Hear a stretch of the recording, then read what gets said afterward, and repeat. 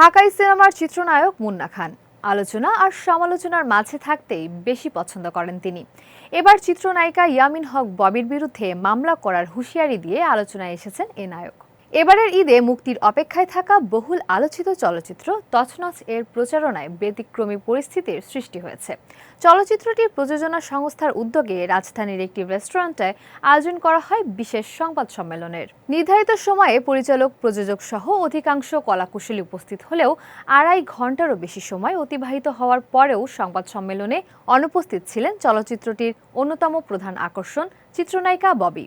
এ বিষয়ে সাংবাদিকদের প্রশ্নের জবাবে প্রযোজক ও চিত্রনায়ক মুন্না খান বলেন, সংবাদ সম্মেলনের ১ ঘন্টা আগেও ববি হকের সঙ্গে যোগাযোগ হয়েছে। তিনি আমাকে জানিয়েছেন তিনি পথে আছেন এবং অনুষ্ঠান স্থলে আসছেন। তবে দীর্ঘক্ষণ তার জন্য অপেক্ষা করে অবশেষে তাকে ছাড়াই আমরা প্রেস মিট শুরু করতে বাধ্য হয়েছি। তিনি আরও বলেন, কেন তিনি আজকের এই প্রেস মিটিংয়ে আসেননি সেটা যাচাই করা হবে। যদি তিনি ইচ্ছাকৃতভাবে এমনটি করে থাকেন তাহলে আমি শিল্পী সমিতি ও প্রযোজক সমিতির কাছে ববির বিরুদ্ধে লিখিত অভিযোগ করব।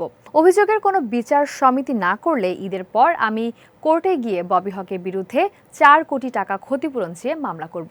মুন্না খান জানান, ববি হকের না আসা যদি ষড়যন্ত্রের অংশ হয়ে থাকে এবং এ বিষয়ে যদি সমিতিগুলো কোনো বিচার না করে তাহলে তিনি আর কোনো সিনেমা তৈরি করবেন না। আগামীতে সিনেমায় আর লগ্নি না করার কথাও জানান এই চিত্রনায়ক। এ বিষয়ে ববির সঙ্গে যোগাযোগ করা হলে কোনো সাড়া মেলেনি।